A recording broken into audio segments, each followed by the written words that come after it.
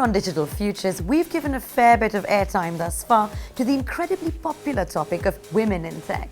Now, we thought this time we might give that a bit of a spin and flip it on its head by doing a Men in Technology and Digital episode. Why not, right?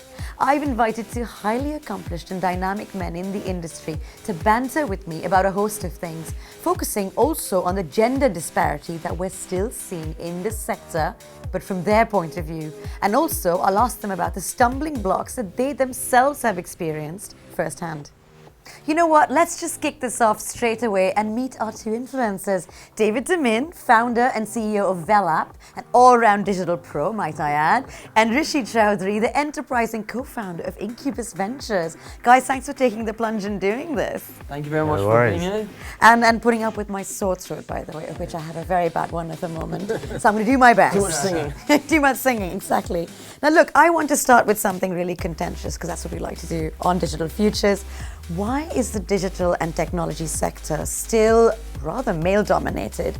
And are you seeing that gender balance shift fast enough? Rishi, let's kick off with you. Yeah, I mean, there's definitely an issue there, but I think it's massively improved in the last few years. I know when I first got into the startup scene, which was like 2009, 2010. Giving away your age here. Feel like a veteran, man. Yeah. But yeah, I mean, I remember going to meetups where it was just men only. It was like maybe one woman max, and it was crazy. And now you go to them, and there's plenty of women there. It's you know, sometimes there's 50-50s. David, would you concur with that?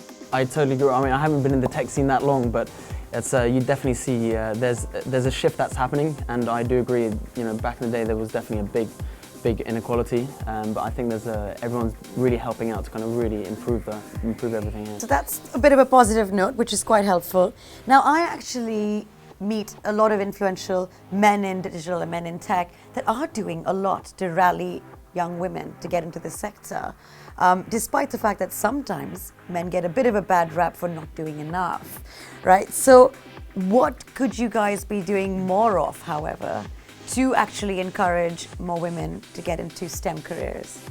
I think there's, I mean, a lot can be done with education. I think at the beginning, you know, at a young age, people in tech are considered geeky, and people that I think there's a lot of, you know, stereotyping going on there. People don't want to be considered geeky, so I think geeks cool now. a lot of people these days are actually trying to make geeks cool again. So I think, you know, in the education we need to, you know, allow for people to, you know, enjoy it more and get teachers to actually encourage girls, and maybe even the parents should kind of encourage them to get into technology, because, you know, it's the future.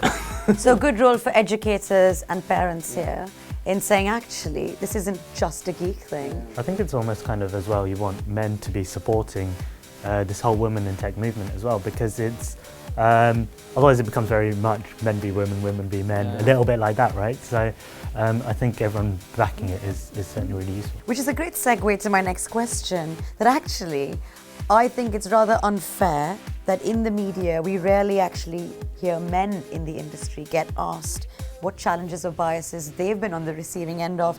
And I understand that given it's a male-dominated industry, typically you'd more likely ask a woman that, because she's more likely to have faced it. But David, this is one for you. What might be some of the stereotypes or prejudices you've possibly come up against when building your venture?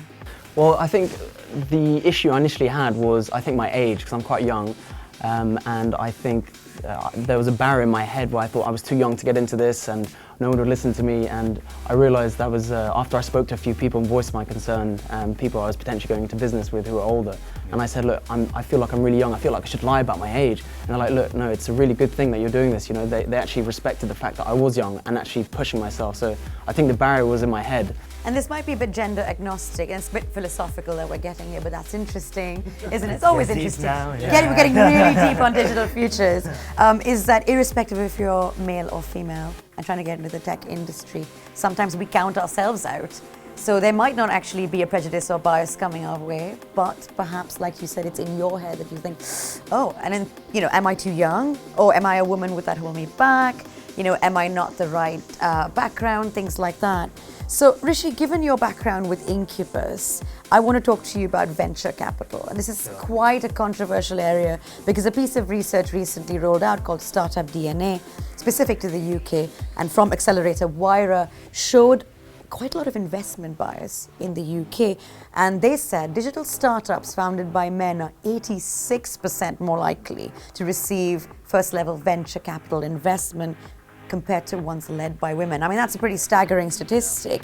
So what needs to change? Do we need more female venture capitalists? Are women not putting themselves forward enough? What's going wrong here? You know, when we reach out to VCs and to angel networks and stuff, the majority on there are men. And so it can be a little bit difficult sometimes. So more female partners might help?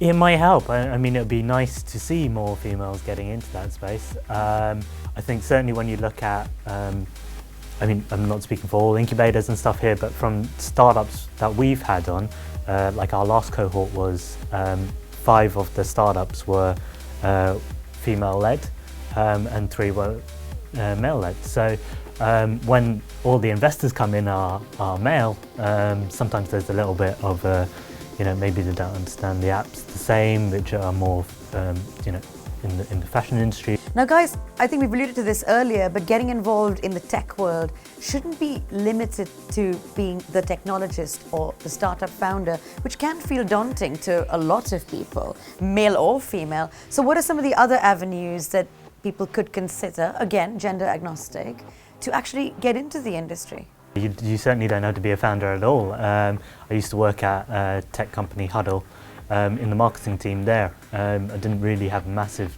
technical background, but I picked it up by being in a tech company. So I mean, I think there's so many different roles you can go into. Let's say publishing, analyst.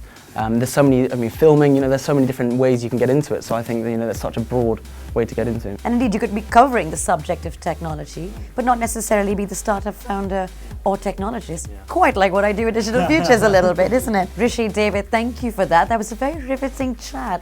I really enjoyed it. I really enjoyed it as well. Getting in my hot seat today. Men in tech. Yeah. So I found that incredibly insightful and sparky. I hope you did too. This has been Digital Futures. Thanks for tuning in.